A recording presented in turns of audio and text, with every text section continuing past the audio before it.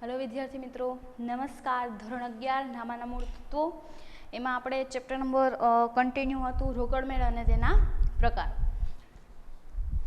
તો આપણે ગયા લેક્ચરમાં ઉદાહરણ 1 શીખી ગયા હતા. એ કયું હતું? સાદા રોકડમેળનું આપણે એક્ઝામ્પલ શીખી ગયા હતા.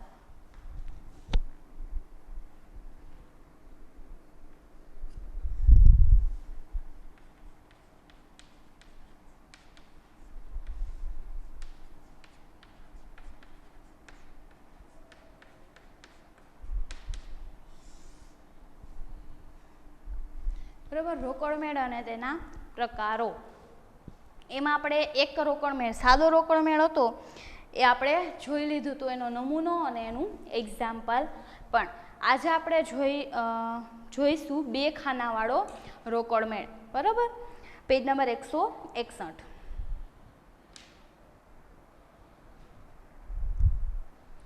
તો 2 ખાનાવાળા રોકડમેળમાં આપણે જોયું હતું 3 પ્રકાર હતા: રોકડ બેંક, બેંક વટાવ અને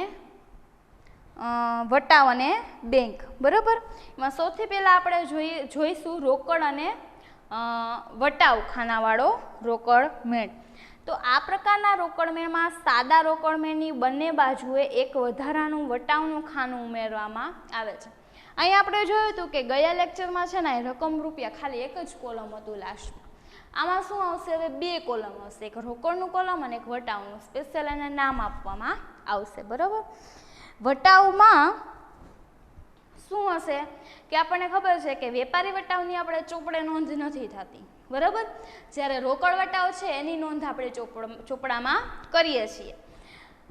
તો આ પ્રકારના રોકડમેળમાં રોકડ ખાનું અને વટાવ ખાનું બંને ખાના હોય છે. રોકડ ખાના માટે રોકડ મિલકત હોવાથી માલ મિલકત ખાતાનો આપણે નિયમ લાગુ પડે છે કે ભાઈ આવે તો ઉધાર બાજુ, જાય તો જમા બાજુ. અને વટાવ છે એ વટાવમાં કયો નિયમ લાગુ પડશે? ઉપજ ખર્ચ ખાતાનો. બરોબર. જો આપણે કોકને વટાવ આપીએ, ડિસ્કાઉન્ટ, વટાવ એટલે શું? ડિસ્કાઉન્ટ. એ શબ્દથી તો તમે બધા પરિચિત જ હશો. બરોબર. તો ડિસ્કાઉન્ટ તમે કોકને આપો છો તો એ તમારા માટે ખર્ચ કહેવાય. બરોબર. તમે એની પાસેથી ઓછી કિંમતે લ્યો છો, તમને એટલું નુકસાન થાય તો એ શું છે? તમારા માટે ખર્ચ કે નુકસાન. તો કઈ બાજુ આવશે? ઉધાર બાજુ. નિયમ શું છે એનો? ખર્ચ કે નુકસાન ખાતે ઉધાર, તે ઉપજ કે આવક ખાતે જમા. તો તમને નુકસાન જાય તો એ કઈ બાજુ આવશે? ઉધાર બાજુ. પરંતુ તમે માલ લેવા ગયા, તમને કોકે ડિસ્કાઉન્ટ આપ્યું તો તમારા માટે આવક કહેવાય કે લાભ કહેવાય, ઓછી કિંમત તમારે ચૂકવવી પડી. બરાબર. તો કઈ બાજુ આવશે? જમા બાજુ. બરોબર. બીજું કયામાં આપણે સમજવાનું નથી, એનું ફોર્મેટ જોઈ લઈએ. ફોર્મેટ કેવું છે? તો જેમ આપણે પેલામાં કરતા એવી જ રીતે આમાં પણ એ જ ફોર્મેટ આવશે.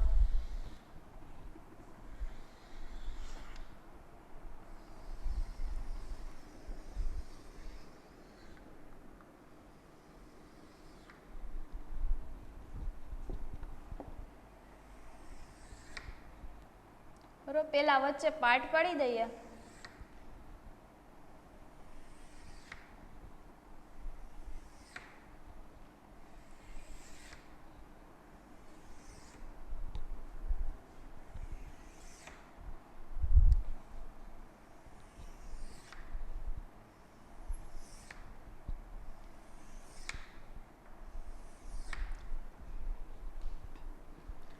અહીંયા તારીખ I,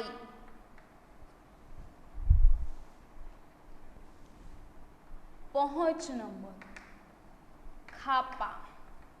હવે તમે ગયા લેક્ચરમાં જે શીખ્યા ખાલી અહીંયા રકમ રૂપિયા જ હતું. હવે તમારે 2 કોલમ એડ કરવાના થશે, રોકડ અને વટાવ. ફરી અહીંયા તારીખ, વ્યય, વાઉચર નંબર, ખાપા, રોકડ અને વટાવ. બરાબર. હવે ઉદાહરણ 2 જોઈએ.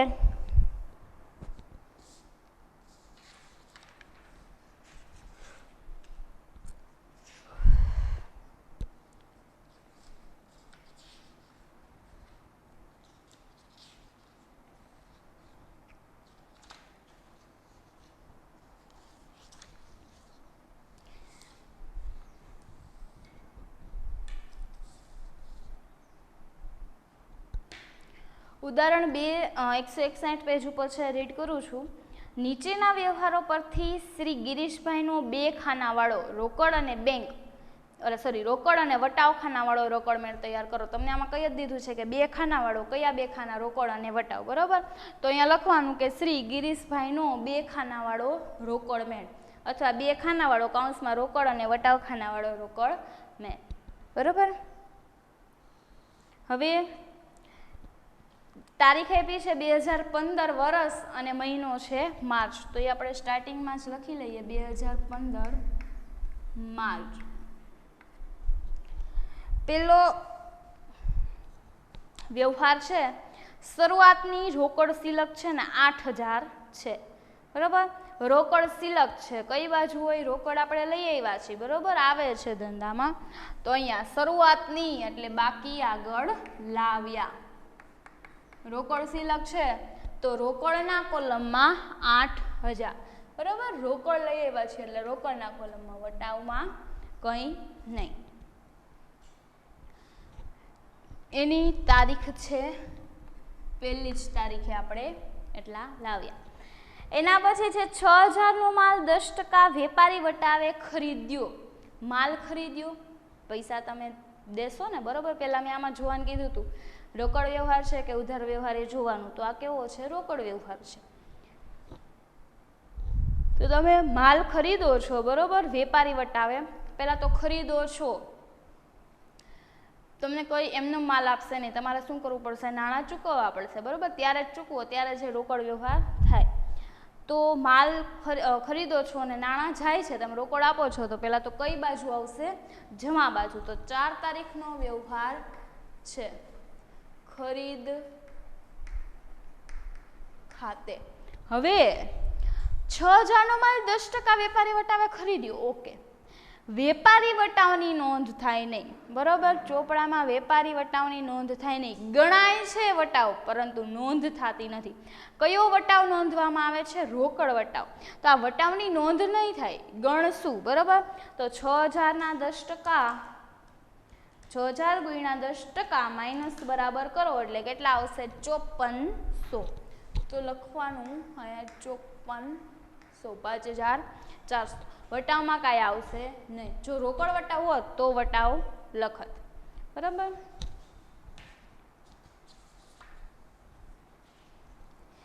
એના પછી છે 7 તારીખનો વ્યવહાર, પ્રવીણને 3000નો માલ રોકડેથી 5% રોકડ વટાવે વેચો. પેલા વ્યવહાર કેવો છે? રોકડ, કારણ કે રોકડેથી શબ્દનો ઉલ્લેખ આવ્યો, ભલે નામ આવ્યું પણ શબ્દનો ઉલ્લેખ આવેલો છે. હવે તમે માલ વેચો છો તો પૈસા આવે છે, કઈ બાજુ આવશે? ઉધાર બાજુ, બરાબર. 7 તારીખનો વ્યવહાર છે, વેચાણ ખાતે. કોને વેચો છો? નામ લખ નાખવાનું, પ્રવીણ, બરાબર. હવે જુઓ, 3000નો માલ રોકડેથી 5% રોકડ વટાવે. તો રોકડ વટાવની તો નોંધ થાય છે, બરાબર. તો સૌથી પહેલા શું કરશું? 3000 ગુણ્યા 5%, કેટલા થયા? 150 રૂપિયા વટાવ છે. અને કયો વટાવ છે? રોકડ વટાવ. તો વટાવમાં લખવાના 150, માઇનસ બરાબર કરો એટલે કેટલા આવશે? 2850. તો એ લખવાના રોકડમાં. એટલે કે તમે 3000નો માલ હતો એ તમે 150 રૂપિયાને ડિસ્કાઉન્ટ કરી દીધું, એટલે તમને ખરેખર કેટલા મળે છે? 2850 મળે છે, બરાબર. જો તમને ખબર પડી આ ઉધાર બાજુ આવ્યો, ઓટોમેટિકલી ઉધાર બાજુ જ આવ્યો. શું કામ? તો કે તમે એને ઓછું કરી દો છો તો તમારા માટે ખર્ચ થયો, બરાબર ને. તો ખર્ચ કે નુકસાન ખાતે તમે ઉધાર કરો છો નિયમ પ્રમાણે, તો તમે ઉધાર સાઈડ જ લખ્યો છે વટાવ, બરાબર. એના પછી 10 તારીખનો વ્યવહાર છે, 4000નો માલ 10% વેપારી વટાવ અને 5% રોકડ વટાવે રોકડેથી વેચો. પેલા તો આ કેવો વ્યવહાર છે? રોકડ વ્યવહાર છે. તો કે હા, રોકડ શબ્દનો ઉલ્લેખ આવ્યો, રોકડેથી, બરોબર. ઓકે. વેચો છો તો નાણાં મળે છે, બરોબર, આવે છે રોકડ, તો કઈ સાઈડ આવશે? ઉધાર બાજુ. એટલી ખબર પડી ગઈ કે 10 તારીખ વેચાણ ખાતે. ઓકે. હવે વિચારવાનું બીજું, 4000નો માલ છે, બરોબર. નાખો કેલ્સીમાં 4000. 10% વેપારી વટાવ એ તો આપણે ખાલી ગણવાનો જ છે, નોંધ થશે નહીં. તો 4000 ગુણ્યા 10% માઇનસ બરાબર ત્યાં સુધી કરી નાખો, કારણ કે વટાવ તો ગણવાનો નથી, બરાબર. માઇનસ કરીને કેલ્સીમાં નાખી દેવાનું 3600. હવે 5% રોકડ વટાવ આપવાનો છે, તો ગુણ્યા 5%, 180 રૂપિયા થશે વટાવના, બરાબર. 180 વટાવ અને માઇનસ બરાબર એટલે 3420. ફરીથી 4000 નો માલ છે, 4000 કેલ્સીમાં નાખો ગુણ્યા 10% એટલે 400 આવશે, પરંતુ વેપારી વટાવ આપણે નોંધતા નથી એટલે માઇનસ બરાબર 3600. હવે આગળ કીધું 5% રોકડ વટાવ એટલે આના ઉપર જ 5% ગણવાના, કેના ઉપર? 3600 ઉપર. તો ગુણ્યા 5% એટલે 180 છે, રોકડ વટાવ તો નોંધી છે, તો 180 વટાવના કોલમમાં માઇનસ બરાબર એટલે આવશે 3420. ઓકે. હવે છે ગોપાલ ફર્નિચર માર્ટમાંથી 5000નું ફર્નિચર ખરીદ્યું. મેં તમને પહેલા એ જોવાનું કીધું, રોકડ વ્યવહાર છે કે ઉધાર? ગોપાલ ફર્નિચર માર્ટ નામ આવેલું છે, એવું નથી કીધું કે રોકડેથી ખરીદ્યું, ખાલી માત્ર નામ છે. તો જ્યારે માત્ર વ્યક્તિનું નામ આવે તો એ વ્યવહાર કેવો થઈ જાય છે? ઉધાર. તો ઉધાર વ્યવહારની નોંધ આપણે રોકડ મેળમાં કરતા નથી, ક્યાં જાય છે? પેટા નોંધમાં, બરાબર. ખરીદ નોંધમાં એ વહી જશે, રોકડ મેળમાં આવશે નહીં, કારણ કે અહીં આ વ્યવહાર કેવો છે? ઉધાર વ્યવહાર છે, એટલે એની નોંધ અહીંયા થશે નહીં. નેક્સ્ટ, 15 તારીખે વિષ્ણુને 1020ના હિસાબ પેટે ચૂકતે હિસાબ 1000 ચૂકવી આપ્યા. વિષ્ણુને આપવાના હતા, એ આપ્યા, પરંતુ 1020 આપવાના હતા, એની બદલે શું આપ્યા આપણે? 1000 આપ્યા. પેલા તો રોકડ જાય છે, તમે આપો છો એટલે, તો કઈ બાજુ આવશે? જમા બાજુ, બરાબર. 15 તારીખનો વ્યવહાર તમે વિષ્ણુને આપો છો એટલે વિષ્ણુ ખાતે. 1000 રૂપિયા 1020 આપવાના હતા, બરોબર. તમે કેટલા આપ્યા? 1000. ઓકે, 1000 આપી દીધા એટલે રોકડમાં કેટલા આવશે? 1000. પરંતુ 20 રૂપિયા તમે આપેલા છે નહીં, એને શું કહેવાશે? વટાવ. એક પ્રકારનું ડિસ્કાઉન્ટ જ થયું ને. 1020 આપવાના હતા, ઓકે, વિષ્ણુએ કીધું હશે કે ભાઈ 20 ના આપ તો ચાલશે, વિષ્ણુએ લઈ પણ લીધા છે ને, તો 1020 ને બદલે તમે એને 1000 ચૂકવો છો, તો 20 રૂપિયા તમારા માટે શું કહેવાય? વટાવ કહેવાય. તમને આવક થઈ, બરોબર, લાભ થયો એટલે 20 રૂપિયા વટાવ. પછી તમને એમ થાય કે મેડમ તો હમણાં એમ કહેતા હતા કે રોકડ વટાવની નોંધ કરવાની છે, વેપારી વટાવની નથી કરવાની, તો આમાં તો એવું કંઈ લખેલું જ નથી કેટલો કયો વટાવ છે. તો આ કયો વટાવ હશે? રોકડ વટાવ હશે, બરોબર. તમને જ્યારે કાંઈ કીધું ન હોય ત્યારે શું હશે? રોકડ વટાવ. ઓકે. નેક્સ્ટ છે કમિશનના 900 ચૂકવી આપ્યા. વ્યવહાર કેવો છે? કંઈ કીધું જ નથી, તો કેવો વ્યવહાર હોય? રોકડ. ચૂકવો છો કમિશનના, તો પૈસા જાય છે તો કઈ બાજુ આવશે? જમા બાજુ. 16 તારીખનો વ્યવહાર કમિશન ખાતે. કેટલા ચૂકવો છો તમે? 900. વટાવ કાંઈ છે નહીં.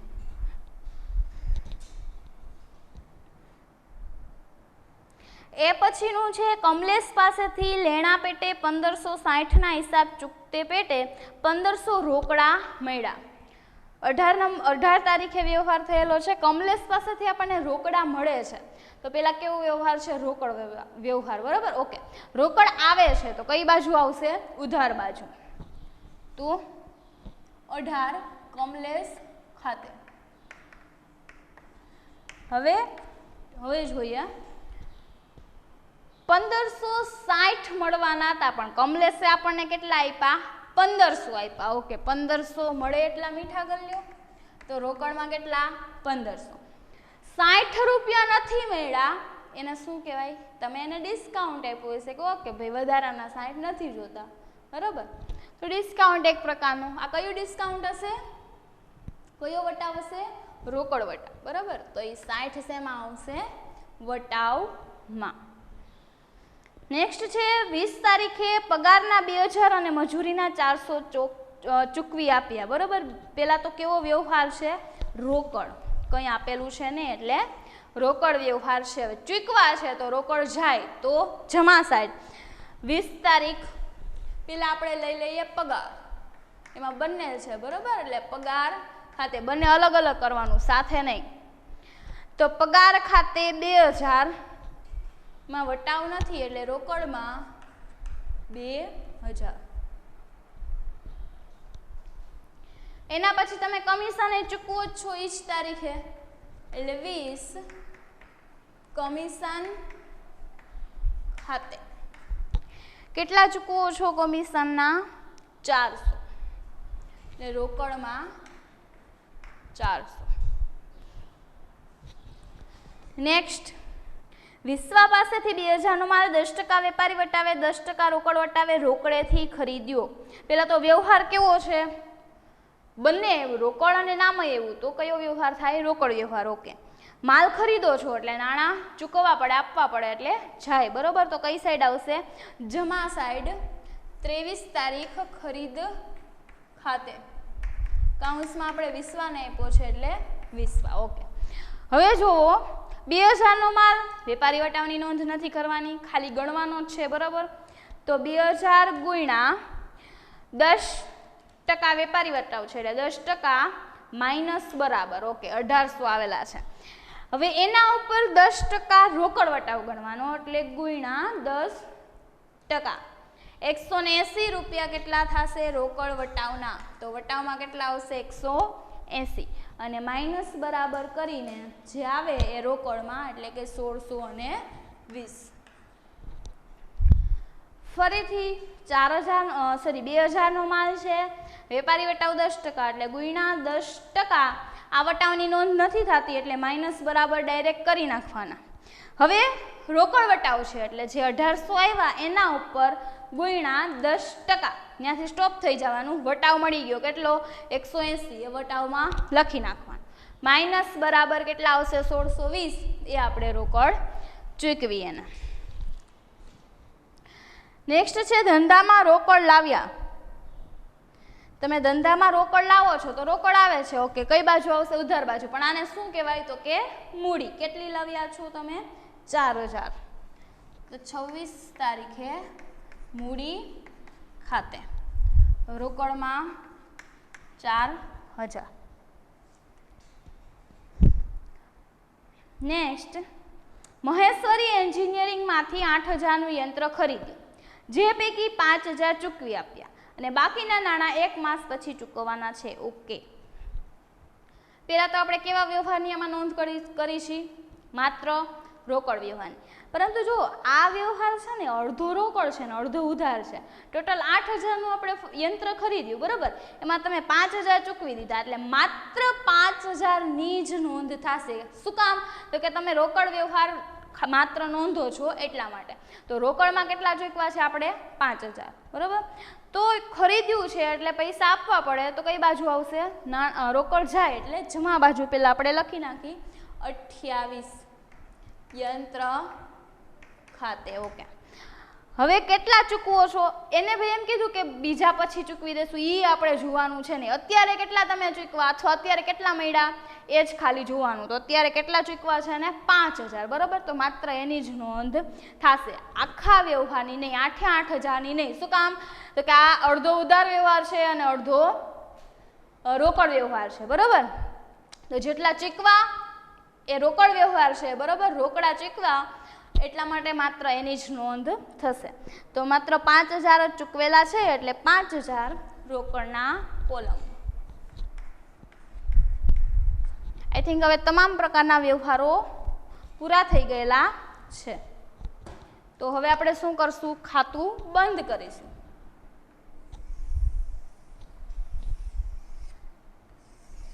કઈ બાજુનો સરવાળો વધારે લાગે છે, ઉધાર કે જમા? તો કે ઉધાર બાજુનો આપણે કરી લઈએ. ખબર ન પડતી હોય તો બે બાજુનો કરી લેવાનું.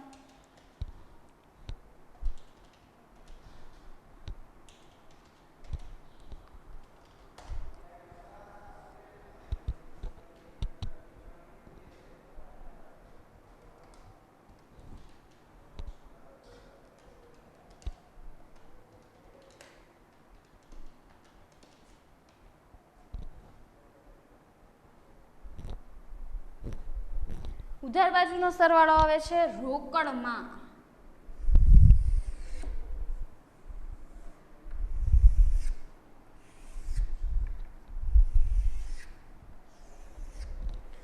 રોકડનો સરવાળો આવે છે 19,770. એ બંને બાજુ આપણે મૂકી દઈએ. ઓકે, એમાંથી આપણે જમા બાજુનો માઇનસ કરીએ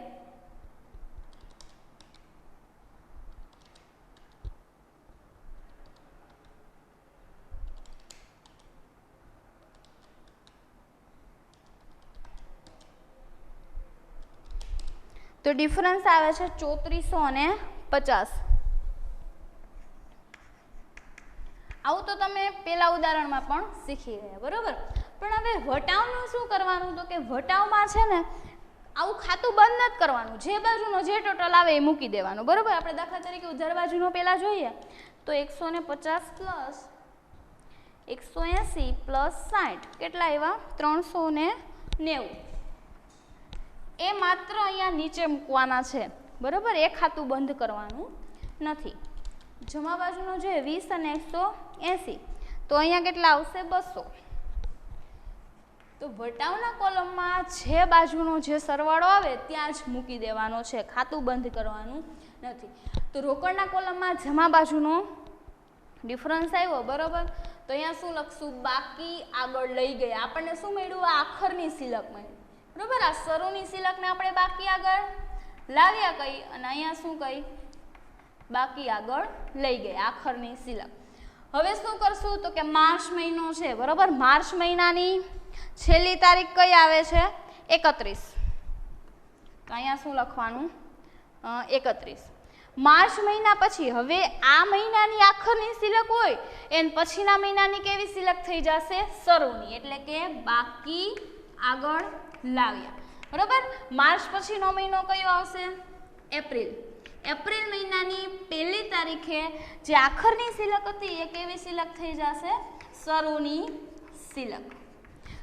કેટલી છે? 34,500. તો રોકડના કોલમમાં 34,000, રોકડના કોલમમાં આવશે 34,500, બરાબર. આ બે ખાનાવાળો રોકડ મેં. વટાવના કોલમમાં કાંઈ કરવાનું છે નહીં, બરોબર. વટાવના કોલમમાં તો જે સરવાળો આવે ત્યાં ને ત્યાં મૂકી દેવાનું, એ જ ખાતામાં. એ ખાતું ક્લોઝ કરવામાં આવતું નથી, માત્ર રોકડ અને જો બેંક હોય તો એ બંનેના ખાતા જ ક્લોઝ કરવામાં આવે છે.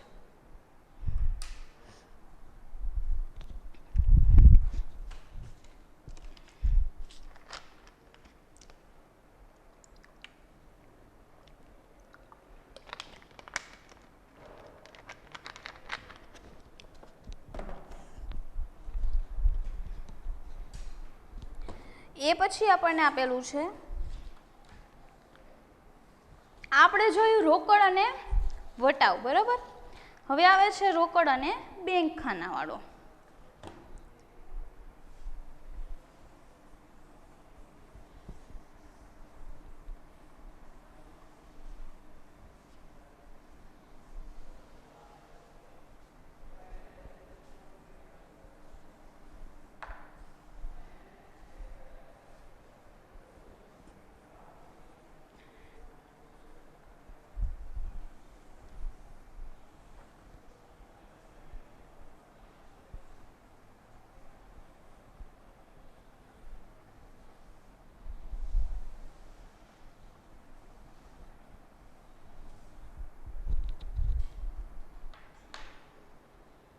રોકડ અને બેંક ખાનામાં શું આવશે? તો કે બેંકમાં થતા વ્યવહારો જે હોય એ બેંકના કોલમમાં આવે. દાખલા તરીકે તમને કોઈક ચેક આપે, તમે કોકને ચેક આપો, બરોબર. અથવા બેંક ઓવરડ્રાફ્ટ, તમે બેંકમાં નાણાં ભરો અથવા તો ઉપાડો, બરોબર. અથવા કોઈ જે દેવાદાર છે કે જેની પાસેથી આપણે નાણાં લેવાના છે એ બારોબાર આપણા ખાતામાં જમા કરી દે, બરોબર. પછી બેંક છે એ બેંક ચાર્જ વસૂલ કરે, પછી બેંક વ્યાજ આપે, તો એ બધું શેમાં આવશે? બેંકના કોલમમાં. ટૂંકમાં બેંકમાં જે થતા વ્યવહારો છે, બેંકને જે અસર થાય એ બધા કેમાં આવશે? બેંકના કોલમમાં, બરાબર. તો આપણે એનો નમૂનો જોઈ લઈએ. એ પહેલાં અહીંયા જે એને આપેલું છે એ આપણે એકવાર વાંચી લઈએ. આ પ્રકારના રોકડમેળમાં સાદા રોકડમેળની તુલનાએ બંને બાજુ એક વધારાનું ખાતું ઉમેરવામાં આવે છે. એ કયું? બેંક. આ ખાતું બેંક સાથેના વ્યવહારો નોંધવા માટે રાખવામાં આવે છે. બેંક સાથે જે કંઈ વ્યવહારો થાય છે એ નોંધવા માટે. બેંક ખાતાના વ્યક્તિ તરીકે સમજવામાં આવે છે, બરોબર ને? બેંક શું છે? એક પ્રકારની વ્યક્તિ. તો આમાં કયો નિયમ લાગુ પડશે? વ્યક્તિનો. જો આમાં 3 પ્રકારના નિયમ આવી ગયા. રોકડમાં માલ મિલકત ખાતાનો, વટાવમાં ઉપજ ખર્ચ અને બેંકમાં વ્યક્તિ ખાતાનો. કે જો બેંક લેનાર હોય તો ઉધાર થાય, બેંક આપનાર હોય તો જમા, અથવા બેંક સિલક વધે તો ઉધાર, બેંક સિલક ઘટે તો જમા. તો તેથી વ્યક્તિ ખાતાના નિયમ લેનાર ખાતે ઉધાર અને આપનાર ખાતે જમા એ લાગુ પડશે. આ પ્રકારના રોકડમેળમાં બેંક ખાનું અને રોકડ ખાનું હોય છે, કારણ કે આ 2 ખાનાવાળો છે. કયા 2 ખાના? રોકડ અને બેંક. તેથી બેંક ખાના માટે બેંક વ્યક્તિ હોવાથી વ્યક્તિ ખાતાનો નિયમ લાગુ પડશે, બરાબર. અને જ્યારે રોકડ છે એ કયા પ્રકારના ખાતામાં આવશે? માલ મિલકત ખાતામાં. એટલે એમાં રોકડ ખાતા માલ મિલકત ખાતાનો નિયમ લાગુ પડશે.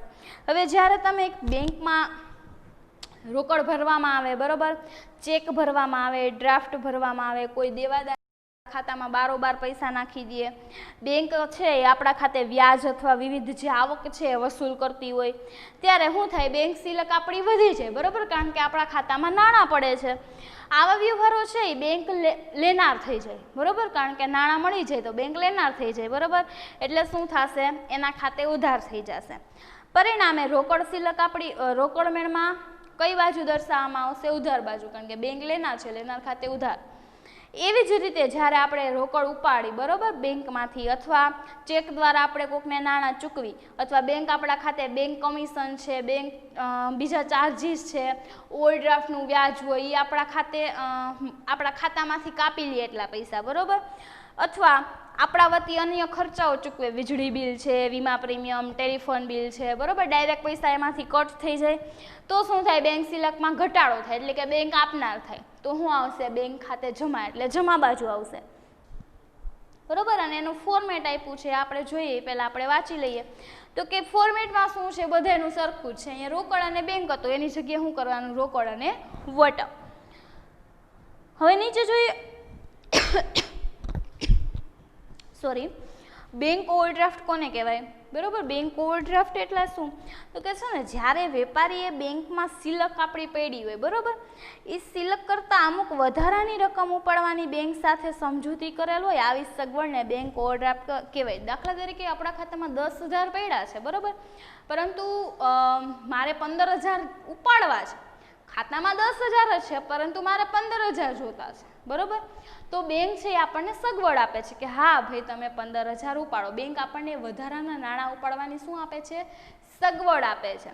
પણ એમને નથી આપતી, એના ઉપર એ વ્યાજ વસૂલ કરે છે, બરોબર. એના જે દર હોય, પર્સન્ટેજ હોય, એટલા ટકા એ વ્યાજ વસૂલ કરે છે અને આપણને વધારાની રકમ ઉપાડવા દે છે. તો એ શું કહેવાય? આપણું દેવું કહેવાય, બેંક ઓવરડ્રાફ્ટ, બરોબર. એ જે વધારાના નાણાં ઉપાડ્યા તો ભવિષ્યમાં આપણે એને આપવા તો પડશે ને, એ અને એનો વ્યાજનો દર, બરોબર, વ્યાજ. તો એ આપણું દેવું છે ને વ્યાજ શું છે? આપણો ખર્ચ છે. તો વેપારી જ્યારે બેંક ઓવરડ્રાફ્ટની સગવડ મળેલ હોય ત્યારે બેંકની ઉધાર બાકી કે જમા બાકી હોઈ શકે, બરોબર. બેંકની ઉધાર બાકી હોય તો એ સિલક હોય, જો જમા બાકી હોય ને તો એ બેંક ઓવરડ્રાફ્ટ હોય. શું કામ? તો કે દેવું છે, બરોબર, બેંક ઓવરડ્રાફ્ટ એટલે દેવાની હંમેશા કેવી બાકી હોય? જમા બાકી હોય. આમ રોકડમેળના બેંક ખાનાની આય બાજુનો સરવાળો વ્યય બાજુના સરવાળાથી વધારે હોય તો તેને આખરની બેંક સિલક કહેવામાં આવે છે. આવક બાજુના સરવાળા કરતાં જાવક બાજુનો સરવાળો વધારે હોય તો એને આખરની બેંક સિલક કહેવાય. જો આમાં 2 વસ્તુ આવશે. અત્યાર સુધી તો તમે રોકડમાં 2 સિલક જ જોઈ, પણ આમાં શું આવશે? બેંક સિલક અને બેંક ઓવરડ્રાફ્ટ, બરોબર. તો હું કીધું, આઈ બાજુનો સરવાળો ટૂંકમાં આવક બાજુનો સરવાળો જાવક બાજુના સરવાળાથી વધારે હોય, એટલે એનો મિનિંગ હું આ બાજુનો સરવાળો વધારે હોય તો શું કહેવાય? એને બેંક સિલક. જમા બાજુનો સરવાળો વધારે થાય તો શું કહેવાય? Bank overdraft. તમને નીચે કીધું જ છે.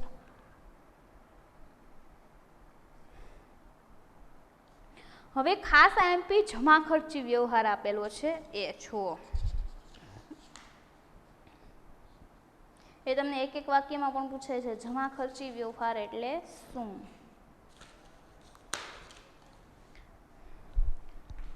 અહીંયા હું લખું છું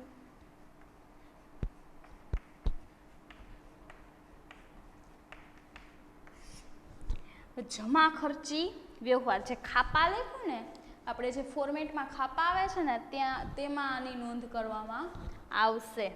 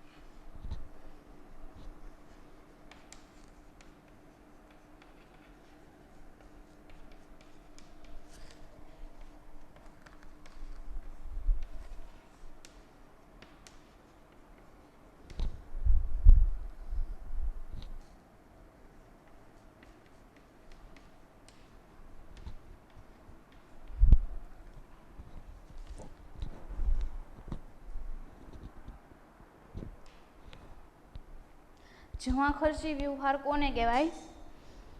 જે નાણાકીય વ્યવહારમાં રોકડ અને બેંક એમ બંને ખાતા અસર પામતા હોય. બરોબર, રોકડ અને બેંક બંને ખાતા અસર પામતા હોય. કયા બે ખાતા?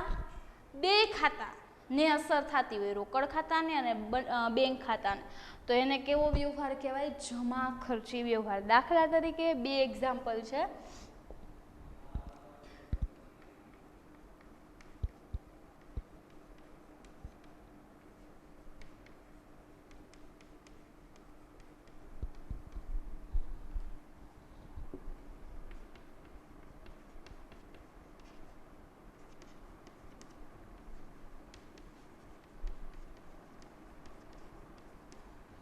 બેંકમાંથી રોકડ ઉપાડો. તમે બેંકમાંથી ઉપાડો છો પૈસા, બરોબર? તો એમાં રોકડની અસર થાય છે અને બેંકની અસર થાય છે. કેવી રીતે? તમે નાણાં ઉપાડો, નાણાં લઈ આવો, બરોબર? તો રોકડ વધે. તમારી પાસે હાથ ઉપર રોકડ વધી જાય કારણ કે તમે નાણાં ઉપાડ્યા, બરોબર? તો તમારા હાથમાં પૈસા હશે, રોકડ સિલક શું થશે? વધશે.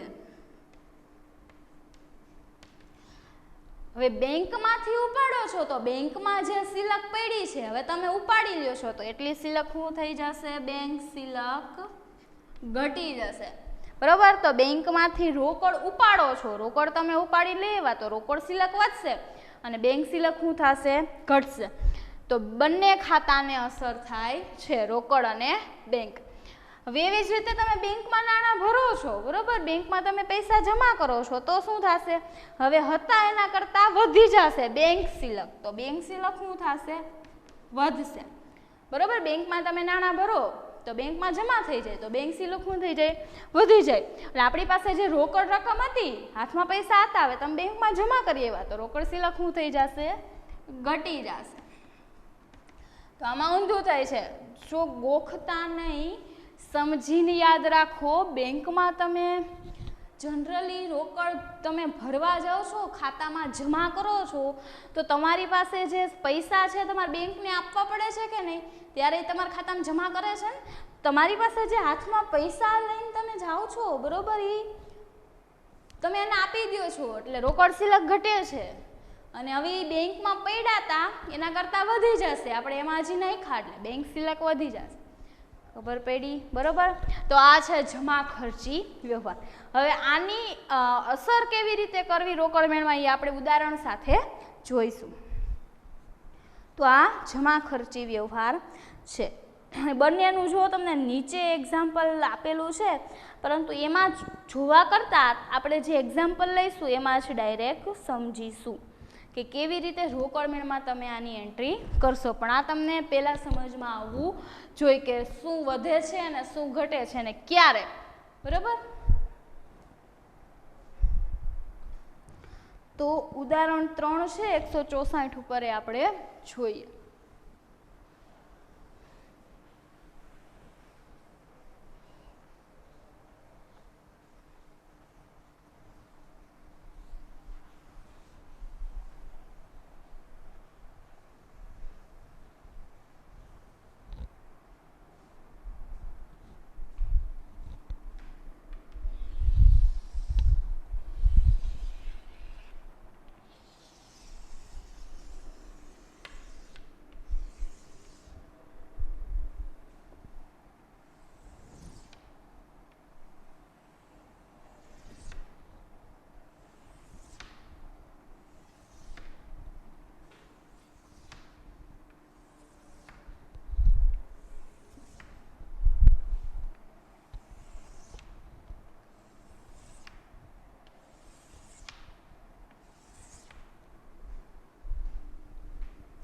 અહીંયા આવશે તારીખ,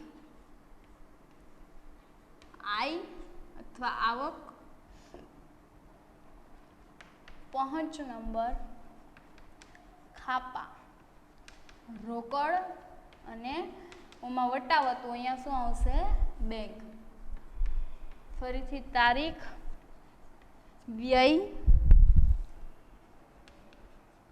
વાઉચર નંબર, ખાપા, રોકડ અને બેંક. બરાબર. હવે આપણે જોઈએ ઉદાહરણ 3 સ્ટાર્ટ કરીએ. Page number 164. નીચેના વ્યવહારો પરથી શ્રી ગાયત્રી બ્રધર્સના ચોપડે રોકડ અને બેંક ખાનાવાળો રોકડ મેળ તૈયાર કરો. બરાબર. આમાં તમને કહી દીધું છે કયા બે ખાના રોકડ અને બેંક. તો તમારે હેડિંગ શું મારવાનું? શ્રી ગાયત્રી બ્રધર્સના ચોપડે રોકડ અને બેંક ખાનાવાળો રોકડ મેળ. હવે જો અત્યાર સુધી તમને એક જ શિલક આપતા અથવા એમ કહેતા કે એટલે ધંધામાં લઈ આવ્યા. બરોબર. પરંતુ હવે તમને બંનેની શિલક આપશે. એકમાં શિલક હશે. બરોબર. શિલક હતી એટલે આપણે ઉધાર સાઈડ લખતા. હવે કદાચ બેંક શિલક ન આપે અને બેંક ઓવરડ્રાફ્ટ આપે તો એ કઈ સાઈડ લખવાનું થશે? જમા બાજુ. આમાં તો બંનેમાં શિલક જ આપેલી છે, રોકડ શિલક અને બેંક શિલક. પહેલાં આપણે 2015 એપ્રિલ લખી નાખીએ. સ્ટાર્ટિંગ કરતાં પહેલાં લખી જ નાખવાનું, બંને બાજુ લખી નાખવાનું.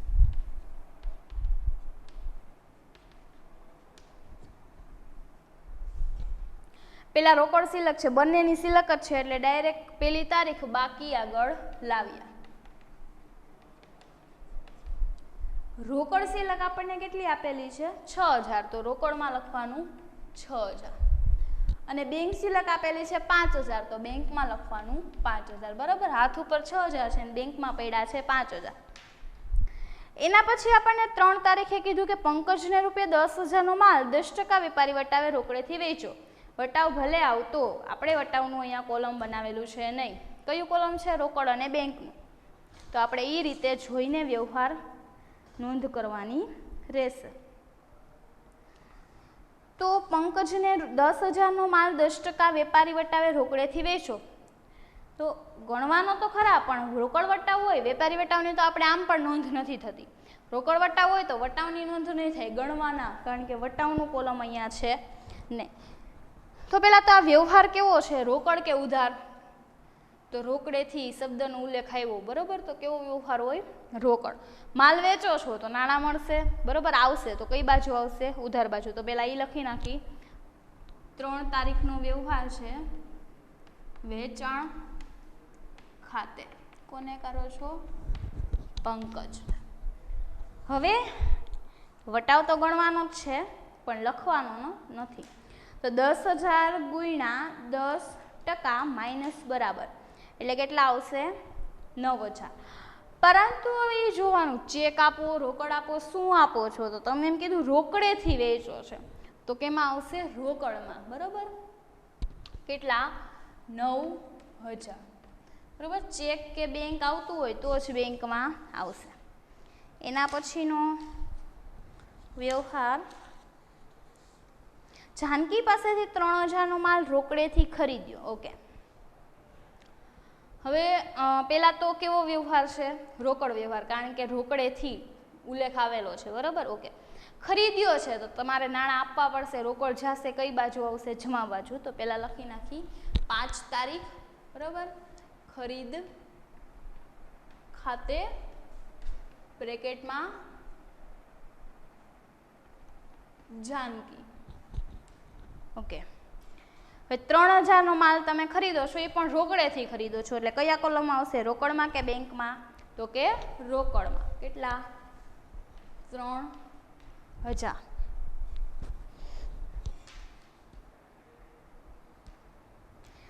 એ પછી છે 1,500 રોકડા બેંકમાં ભરેલા.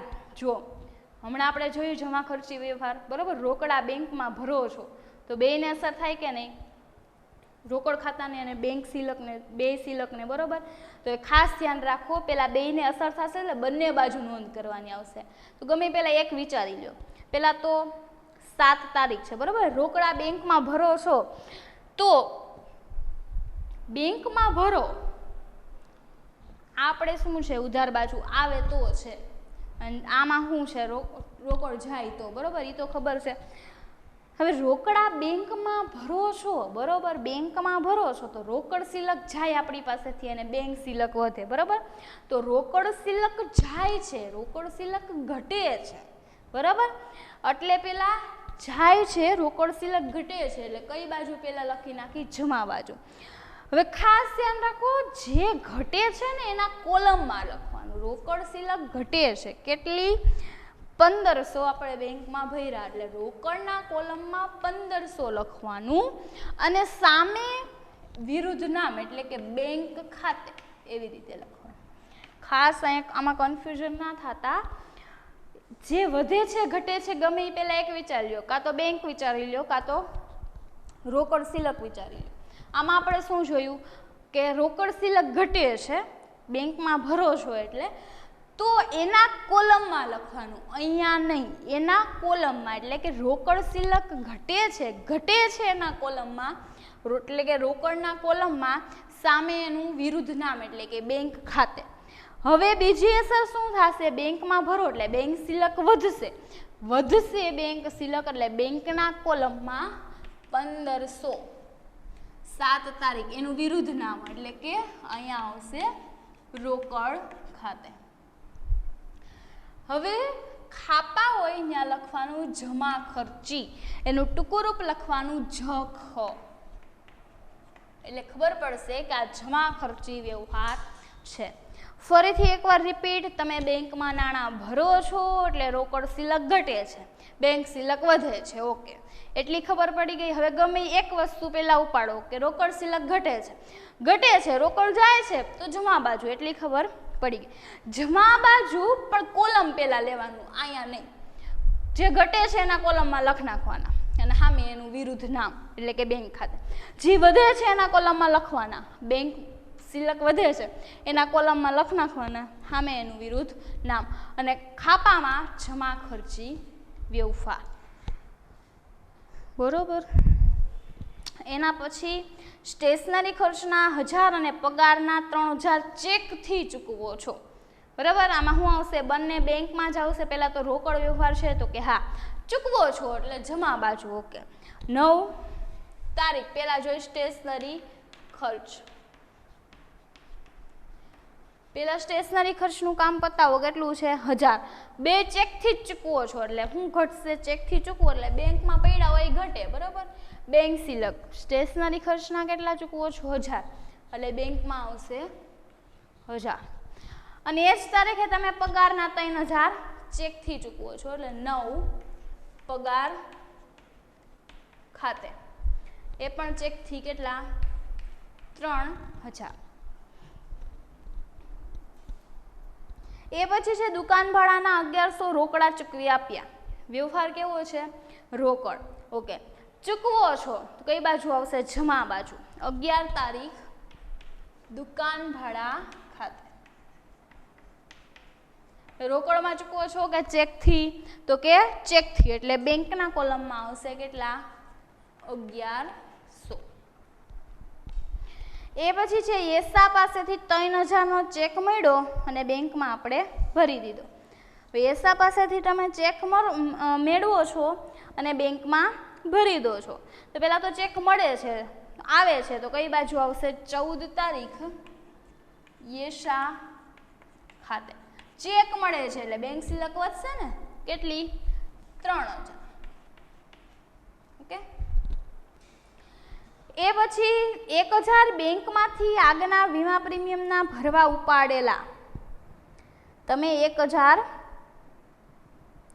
આગના વીમા પ્રીમિયમ ભરવા તમે ઉપાડો છો. હવે આ પાછો કેવો વ્યવહાર થાય? જમા ખર્ચી થાય. તમે ઉપાડો છો એટલે રોકડ સિલક વધશે અને બેંકમાંથી ઘટશે, બેંક સિલક ઘટશે, બરાબર. તો પેલા ગમે એક વિચારી લો શું થાય છે? રોકડ સિલક વધે છે ને, રોકડનું જ વિચારી લેવાનું ગમે એમાં એટલે કંઈ પ્રોબ્લેમ ન થાય. બેંકમાંથી તમે પહેલાં તો 17 તારીખ છે, બંને બાજુ એવું લાગે તો પહેલાં તારીખ લખી લો. બેંકમાંથી ઉપાડો છો એટલે આપણી પાસે રોકડ આવે છે તો રોકડ સિલક વધશે. રોકડ સિલક આવે, રોકડ આવે એટલે કઈ બાજુ લખી છે આપણે? ઉધાર બાજુ. પણ વિગતમાં પહેલાં નહીં લખવાનું, એના કોલમમાં લખવાનું. રોકડ આવે છે કેટલા 1000 અને આમાં એનું વિરુદ્ધ નામ એટલે કે અહીંયા શું લખવાનું? બેંક ખાતે. રોકડ સિલક વધી એટલે એના કોલમમાં ઉધાર બાજુ લખ્યું. એવી જ રીતે બેંક સિલક શું થશે? ઘટશે એટલે બેંકના કોલમમાં 1000 સામે લખવાનું એનું વિરુદ્ધ નામ રોકડ ખાતે. અને ખાપામાં શું લખવાનું? જમા ખર્ચી, જખ. ઓકે. એ પછી છે ઘર માટે તમે 800નું ફર્નિચર ખરીદ્યું અને જરૂરી રકમનો ચેક તમે ધંધાના બેંક ખાતામાંથી તમે લખી આપ્યો. તમે ઘરમાંથી ખરીદો છો, બરાબર. ઘર માટે, ઘરના કામ માટે તમે ફર્નિચર ખરીદો છો, દુકાન માટે નહીં. અને તમે ચેક ધંધાની કમાણીમાંથી આપો છો તો એ ઉપાડ કહેવાય, કારણ કે અંગત વપરાશ માટે થયું એ, બરાબર. તો કઈ બાજુ આવશે? જમા બાજુ, કારણ કે ખરીદી કરી છે એટલે જાય અને ચેક છે એટલે બેંકના કોલમમાં, બરાબર. 800 રૂપિયાનું. તો 21 તારીખ ઉપાડ ખાતે અને ચેક લખો છો એટલે બેંકના કોલમમાં 800. આગનું વીમા પ્રીમિયમ ચૂકવી આપ્યું. આગનું વીમા પ્રીમિયમ તમે ચૂકવો છો, પહેલાં તો ચૂકવો. પહેલાં તો આ રોકડ વ્યવહાર છે, બરાબર. ચૂકવો એટલે રોકડ જાય એટલે કઈ બાજુ આવશે? જમા બાજુ. 23 તારીખ આગનું વીમા પ્રીમિયમ. આમાં એમ નથી કીધું ચેકથી ચૂકવો એટલે રોકડથી ચૂકવું હશે, બરાબર. કેટલાનું ચૂકવેલું છે? હવે જો આમાં તમે રકમ નથી આપી, પરંતુ જો તમે 17 તારીખે તમે ઉપાડ્યા હતા બેંકમાંથી આગના વીમા પ્રીમિયમ ભરવા તો એટલું જ ચૂકવું હોય ને, બરાબર. એટલે એ જ રકમ 1000 રૂપિયા આવશે રોકડમાં. નેક્સ્ટ છે અકબરભાઈને 5000નો માલ મોકલી આપવાનો ઓર્ડર આપ્યો. કેવો વ્યવહાર છે આ? બિન આર્થિક. હજી તો તમે ઓર્ડર આપ્યો છે, બરાબર, કે અમે તમને મોકલી આપશું, પણ બિન આર્થિક વ્યવહાર છે એટલે એની નોંધ ક્યાંય થતી નથી, બરાબર. તો અહીંયા વ્યવહાર પૂરા થાય છે, બરાબર. કઈ બાજુનો તમને પહેલાં તો રોકડનો તમે ટોટલ કરો તો કઈ બાજુનો ટોટલ વધારે લાગે છે? ગમે એ બાજુનું કરી નાખવાનું. ઉધાર બાજુનો કરીએ સ્ટાર્ટિંગ ત્યાંથી જ થશે. 6000 પ્લસ 9000 પ્લસ 1000 16,000 ઉધાર બાજુ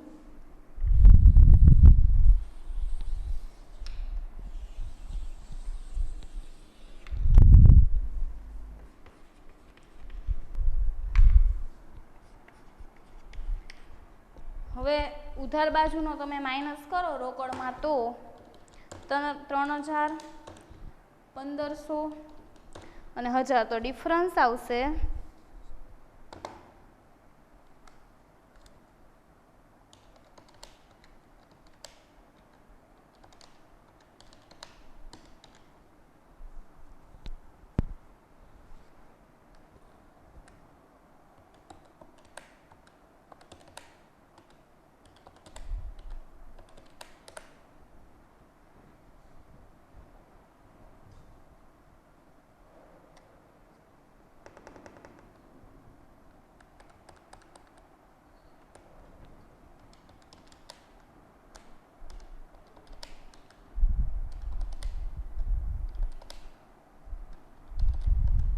9,000 અને 400 આપણે જે 1,100 હતા એ અહીંયા છે રોકડમાં છે દુકાન ભાડા બરાબર એટલે અહીંયા ડિફરન્સ આવશે આપણો 9,000 અને 400 હવે બેંકમાં આપણે જોઈએ કઈ બાજુનો સરવાળો વધારે છે જો બેંકમાં અને રોકડમાં બંનેમાં બાકી કાઢવાની છે જ્યારે વટાવમાં જે બાજુનો સરવાળો જે હોય એ જ લખવાનો રહેશે તો બેંકમાં આપણે ઉધાર બાજુનું જોઈએ તો 5,000 પ્લસ 1,500 પ્લસ 3,000 એ 9,500 ઉધાર બાજુનો સરવાળો થાય છે એમાંથી માઇનસ કરીએ તો 1,000 માઇનસ 3,000 માઇનસ 1,800 એટલે ડિફરન્સ આવે છે 3,500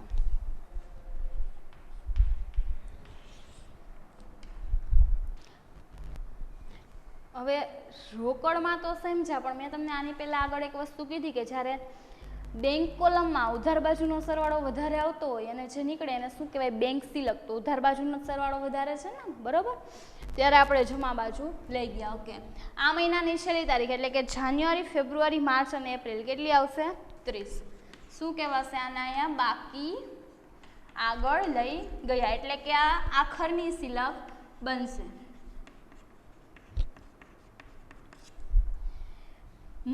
એપ્રિલ પછી કયો મહિનો આવશે મે મહિનાની પહેલી તારીખ જે એપ્રિલ મહિનાની છેલ્લી તારીખ હતી 30 આખર સિલક હતી મે મહિનાની કેવી સિલક થશે શરૂની સિલક એટલે કે બાકી આગળ લાવ્યા કેટલા છે 1,600 અને 9,400 અને 3,500 ઓકે તો આમાં આપણે નવીને જોયું કે જમા ખર્ચી વ્યવહાર જોયો કે જેને રોકડ અને બેંક ખાતા બંનેને અસર કરે છે બરાબર અને બસ એ જોયું કે વટાવમાં તમે જે બાજુનો સરવાળો જેમ છે એ જ બાજુ લખવાનો હોય છે જ્યારે બેંકમાં જેમ રોકડ સિલકનું આપણે બંધ કરીએ છીએ ખાતું એવી જ રીતે બેંક ખાતું પણ બંધ કરીને એની બાકી શોધવામાં આવે છે